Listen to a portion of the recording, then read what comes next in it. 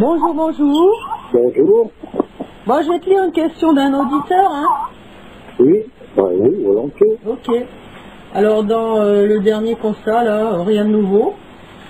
Alors, il te dit, pour en revenir aux sciences, étant encore étudiant, certains professeurs ont avoué que la science moderne ne fait que redécouvrir d'une façon chaotique et désordonnée des choses abordées dans les traditions. Un exemple. Les forces d'attraction et de répulsion entre les particules ne peuvent être expliquées. Qui a ordonné de façon harmonieuse de telles interactions? Second exemple. En relativité restreinte, un professeur m'a avoué reconnaître en la tradition hindoue des correspondances avec cette matière. Bien sûr, les approches des sciences modernes ne parlent pas de Dieu, mais admettent officieusement la volonté créatrice. Dieu est, du verbe être. Une question pour l'ami suisse. Arrête de bouger là. Tu m'entends? Ben, c'est la question, ça? Non. Ah bon, d'accord. Alors, une question pour l'ami suisse qui, il me semble, posséder des qualifications pour comprendre l'essence de ma demande, basée sur une expérience personnelle, bien que les termes ne soient pas adéquats, car relevant du domaine de l'inexprimable. Peut-on passer temporairement d'un état spirituel à un autre, par divers moyens, tels la méditation, jusqu'à arriver à un degré où toutes les oppositions n'ont plus aucun sens, où l'on ne cherche plus que l'agrément de Dieu? Et dans ce degré spirituel, perçoit-on, de par le cœur, les termes sont confus, je le fais ici, qu'exprimer sous un langage quelque chose d'inexprimable, donc perçoit-on une sorte d'élévation verticale, de mobilité ascensionnelle, alors que le corps est immobile? À toi de jouer. Oui, je vois, oui, bien sûr qu'il y a des possibilités dans ce domaine-là. À présent, il y a aussi beaucoup d'illusions possibles. Mais disons que d'arriver à un stade où les oppositions disparaissent, c'est une possibilité. Par contre, il faut aller plus loin dans le sens qu'il faut qu'elles réapparaissent, mais sous la forme exacte qui leur revient. Parce que l'homme a une tendance donc à voir les choses d'une manière. C'est normal. Il voit les choses par rapport à l'état dans lequel il est. Alors, à un moment donné, des oppositions, il y en a dans la manifestation, puisqu'il y a donc toujours ce mouvement comme le yin et yang dans l'Extrême-Orient, etc. Donc on peut considérer ça comme des oppositions, puisque c'est des polarités différentes. Alors il faut pouvoir les voir en tant que polarités différentes, et quelles sont ces polarités? C'est pas la disparition dans le vide, comme s'il n'existait plus rien. Voilà, disons qu'il faut en arriver en tout cas à cette vision-là. À présent, c'est bien clair qu'avec la méditation, avec différentes gymnastiques, on peut se sortir de différents états pour aller se promener dans d'autres comment est-ce qu'il faut dire ça, non? Dans d'autres contrées. Oui, dans d'autres contrées, c'est tout à fait juste. À présent, comme je dis bien, je ne peux pas dire comme ça à distance s'il s'agit de quelque chose de valable ou pas, parce qu'on peut partir dans une montagne d'illusions qui sont toutes plus belles les unes que les autres. Ouais, c'est ça. Il faut dire que dans le cadre de la tradition dans laquelle ce personnage appartient, qui vont pouvoir lui indiquer exactement ce qu'il a fait, où, comment et où il est allé et pourquoi. Parce que chaque fois, c'est à reconsidérer individuellement ces choses-là. Mais bien sûr qu'il y a des possibilités énormes. Il y a des disciplines qui permettent d'aller se promener à n'importe quelle distance, dans un temps record, etc. On peut sortir de l'aspect temporel, on peut sortir de l'espace. D'une certaine manière, pas sortir de l'espace, mais on peut se mouvoir dans l'espace à une vitesse qui dépasse largement la vitesse lumière, etc. Tout ça, c'est des disciplines qui étaient en place dans des monastères comme au Tibet, ils étaient beaucoup axés sur ces différentes...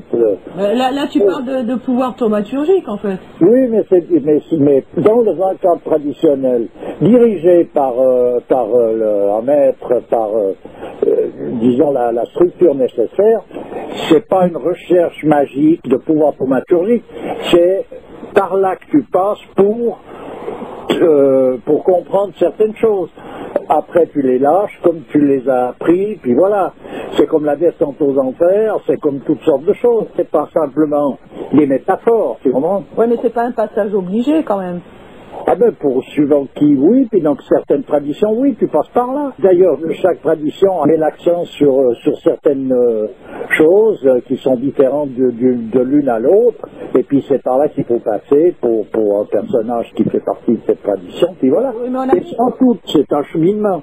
Tous les chemins mènent à Rome, c'est bien marqué comme ça dans le christianisme. Hein. Mais on avait dit une fois que en fait, tous ces pouvoirs n'étaient pas un gage d'une approche vers la sainteté. En fait. Pas du tout, non, on peut se perdre dans ce genre de pouvoir d'une manière encore beaucoup plus rapide que de se perdre dans le monde moderne avec tout son tatras, qui fait qu'on est quand même dans un état, quand on vit dans ce monde, le monde actuel, on sent bien qu'on n'est pas tout à fait à notre aise, ce qui veut dire qu'on cherche quelque chose d'autre.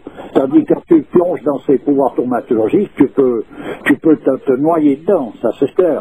Regarde, un exemple, le plus grand sataniste moderne, Aleister Crowley, il était féru de tous ces pouvoirs thaumaturgiques, hein. Oui, puis le plus grand, c'était le plus grand à l'époque. À présent, il a été dépassé par ses disciples. Mais bien sûr, ça, il y a un côté attractif de pouvoir maîtriser certaines choses. Il faut faire attention, c'est un piège. Pour comprendre quelque chose et puis pour suivre une voie, il est intéressant d'avoir affaire aux personnages compétents. Je veux dire par là, dans le monde chrétien, on va appeler ça des saints. D'ailleurs, dans bien des religions, c'est les saints. Les personnages qui ont réalisé ça, qui sont arrivés au bout du chemin, ces personnages-là, eux, sont les flambeaux qui éclairent le chemin en question. Donc, il faut avoir affaire à eux. C'est tout. Après, on suit la discipline correspondante à la tradition dans laquelle on est inscrit, et on a ces références constantes, parce qu'ils ont passé partout, jusque dans les petits recoins de ce chemin qui mène au sommet de la montagne. Ce qui veut dire que chaque fois qu'on est dans n'importe quelle impasse, ils ont toujours l'indication à nous donner. Mais c'est les seuls personnages. Les autres, ils donnent une idée, chacun a son idée sur ceci, sur cela. On se noie dans des considérations qui sont une perte de temps. Voilà. Alors je vais te faire plaisir parce que je suis partie à la recherche à la découverte, on va dire plutôt, de la petite Thérèse de Lisieux en ce moment. Oh ben écoute, je vais te dire, tu es parti à la découverte d'une perle rare. Ah oui, mais je vois, hein, elle est extraordinaire. C'est une merveille. Ben voilà, c'est des gens comme ça qu'il faut côtoyer. Moi je vois pas pour moi, en tant qu'homme, comment je peux considérer et avoir une idée foncière qui est valable sur ce que peut représenter la femme sans passer par des personnages de cet ordre. Je vois pas bien, parce que après je trouve bien, je trouve pas bien, c'est des sensations le restant. Tandis que là, c'est plus des sensations. Là, on rentre dans quelque chose qui va bien au-delà de toute sensation. Tu te rends compte, à son époque déjà, elle disait, bon, j'ai marqué la citation sur mon profil, mais elle disait, oh oui, notre vie est bien un champ de bataille, nous gémissons sur les rives des fleuves de Babylone. Ben, bien sûr. Mais c'est vraiment ça, quoi. Bien sûr, bien sûr. Oh non, c'est une merveille, cette petite Thérèse. Une merveille. Je sais pas, comme moi je te dis, chaque fois que j'entends quelque chose d'elle, j'ai la chair de poule. Tu vois, donc alors elle m'a touché, mais alors vraiment profondément, par tous les bouts, jusque dans l'aspect sensible, alors qu'elle va bien au-delà, elle. Ouais. Et je veux dire, même jusque-là, tu dis, attends, voilà, enfin, tu vois, c'est comme tu cherches toute ta vie quelque chose, puis tout d'un coup, tu le trouves, il était devant ton nez, quoi. Enfin, la femme. Ah oui, voilà, donc tu vois, toutes ces espèces de considérations arbitraires disparaissent entre l'homme et la femme. Alors il reste bel et bien des différences, une différence foncière qui est ces polarités, mais ces polarités ne sont pas, c'est pas l'absolu. Ouais. L'absolu est au-delà de toute polarisation. Bah oui. Tu comprends? Bah oui, parce que l'absolu, c'est tout se confond dans l'absolu. L'absolu, c'est l'absolu. On peut même pas lui donner un autre terme, parce qu'autrement, on commence déjà à le diviser. Ouais. Voilà. C'est ça. À présent, pour en revenir aux sciences qui découvrent ceci, cela chaotiquement, c'est vrai, simplement ils en découvrent qu'une infime petite partie. Dans le sens que tout ce qu'ils n'arrivent pas à expliquer, puis qui les remet dans une forme de croyance, c'est des choses qui sont expliquées depuis longtemps, depuis la nuit des temps dans les sciences sacrées. Ça n'a rien d'extraordinaire. C'est comme les théories, j'en ai déjà parlé, la théorie sur la relativité qui est indiquée par le monde scientifique à partir d'Einstein, c'est quelque chose qui prend même pas une page dans un livre de sciences traditionnelles, de sciences sacrées, qui touche à la relativité. C'est de la gaminerie par rapport. Je dis pas que c'est pas quelque chose par rapport au monde profane, par rapport à quelqu'un qui veut aller regarder tout ça. Bon, évidemment, c'est le parcours du combattant d'une certaine manière, mais au regard des sciences sacrées, c'est de la gaminerie. Un homme comme Coomaraswamy, quand on lui a parlé de la théorie de la relativité d'Einstein, il avait répondu, il a dit, chez nous, disons que c'est des choses qui peuvent être pris en considération, mais jusqu'à l'âge de 8 ans, à partir de là, ça s'arrête, quoi. Ouais. Tu comprends? Et nous, on en fait une tartine comme si on était je sais pas quoi, ou s'il y avait eu... C'est des grands hommes, tu vois, Einstein c'est un grand personnage. Moi, j'aime bien Einstein, je le trouve sympathique, mais un grand personnage, c'est pas ça. Tu comprends? Il a peut-être à la dernière minute de sa vie réalisé l'inanité de tout ce qu'il avait mis à jour à l'époque. Tu vois, je veux dire, il s'est peut-être réveillé à cet instant-là, qui sait. Oui, il a dit, d'ailleurs, si j'avais été instruit, je n'aurais pas énoncé ce que j'ai énoncé. Justement. Non, mais d'accord, mais c'est bien, tant mieux pour lui qu'il ait réussi quand même à se rendre compte de ça. Mais je veux dire, en grand, c'est autre chose que ça. Eh ben justement, tiens, on parlait de la différence qu'il y a entre un saint et un humaniste. C'est l'occasion d'évoquer ça, là. Ben, c'est des personnages qui sont à quelque part diamétralement opposés. D'ailleurs, c'est pas compliqué à comprendre. Tu peux donner à manger à quelqu'un qui a faim. Tu peux être dans une disposition ou dans une autre. Soit tu peux remercier Dieu de te permettre d'être un instrument de sa bonté, ou bien tu peux te sentir, je sais pas quoi, parce que tu es en train de jouer, de faire une BA. C'est des personnages totalement différents, tout ça. Oui, c'est clair. Parce qu'un saint, il ne cherche pas à donner quelque chose ou à prendre quelque chose. Il est hors de toutes ses contingences, puisqu'il est en rapport avec Dieu uniquement. C'est avec Dieu qu'il a affaire. Un humaniste, il a affaire avec son voisinage. C'est quelque chose qui rentre dans un cadre beaucoup plus sentimental. C'est pas pour dénigrer ça, d'ailleurs. Il n'y a rien à dénigrer, autant tomber sur un humaniste que tous ces voyous de crapules qui sont en train de vouloir tout massacrer. Un humaniste, il cherche à faire le bien autour de lui, il aimerait que tout le monde soit content. Bon, tout est bien, tu vois, j'ai rien à redire à ça, mais il ne faut pas confondre ça avec la sainteté, c'est tout. Voilà, et quand on parle, à un moment donné, je crois, le personnage qui parle de ça, il parle d'un saint est un révolutionnaire. La révolution, en soi, peut se révolter dans quelque chose qui est arbitraire. Un saint, il n'est plus dans l'arbitraire, puisqu'il est, en quelque sorte, dans l'absolu, en tant que tel. Il y a pour lui plus ce genre de possibilités, qui se révolte contre quoi et contre qui. Ben oui. Alors qu'un révolutionnaire, donc militant, il se révolte contre une fatalité qui est imposée par Dieu. Mais un révolutionnaire, il a sa raison d'être, et ce qu'il fait, ça sera juste. Je parle simplement de la qualification des personnages. Tu vois, dans le phénomène des castes, on retrouve ça. Il y a des personnages comme les brahmanes qui sont censés, donc, parce qu'après, qu'est-ce que c'est devenu, qu'est-ce que ci, qu'est-ce que là, moi on ne peut pas rentrer dans tout ça. Ce qui est intéressant, c'est de savoir que c'est censé être une autorité. Donc c'est l'autorité spirituelle, c'est-à-dire que le regard des choses est fait au regard de Dieu. Ensuite de ça, il y a les kshatriyas qui sont la caste des guerriers qui, eux, peuvent être d'une noblesse extraordinaire, d'une générosité sans pareil, parce que c'est normalement leur attribut, qui sont là et qui tiennent le pouvoir temporel. Ce qui veut dire que c'est relatif, ça reste dans un cadre précis. S'il y a une action à faire, c'est des personnages comme ça qui vont la faire. Mais c'est pas un brahman qui l'a fait.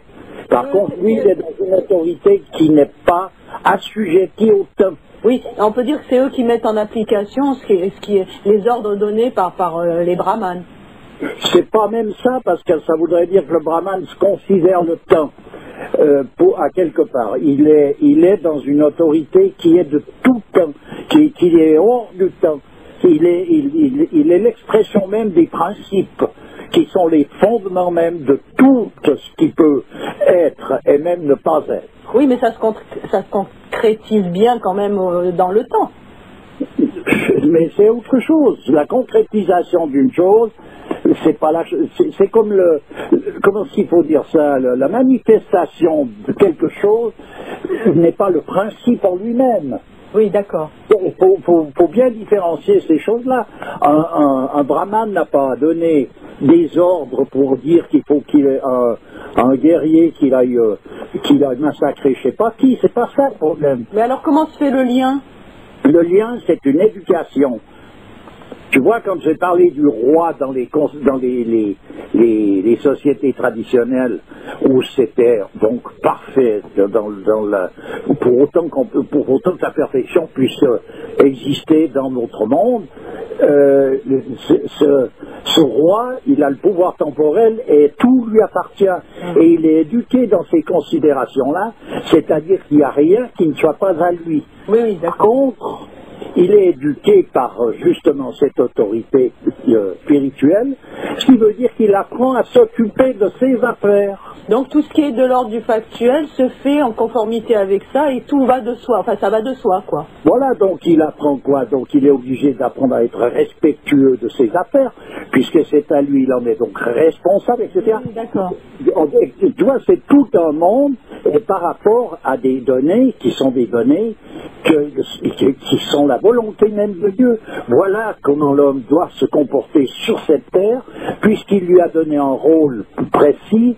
Voilà le rôle de l'homme dans la création. Chaque chose a un rôle.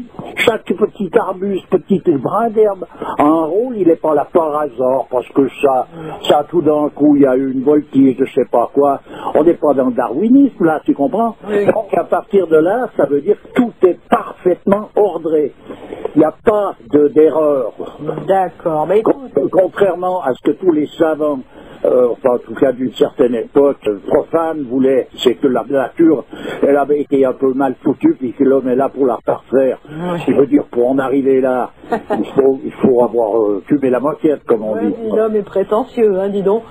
Oui, mais c'est plus même de la prétention, ça va au-delà, quoi. Okay. C'est une illusion totale, et puis voilà. Bon, bah écoute, je te remercie, on va s'arrêter là, et puis je te souhaite une bonne journée. Pareillement, j'espère avoir répondu plus ou moins à ce que... Oh, bah écoute... Allez, donc, qui défend, y reviendra, autrement. Oui, voilà, c'est ça. Allez, bonne journée, au revoir. Pareillement.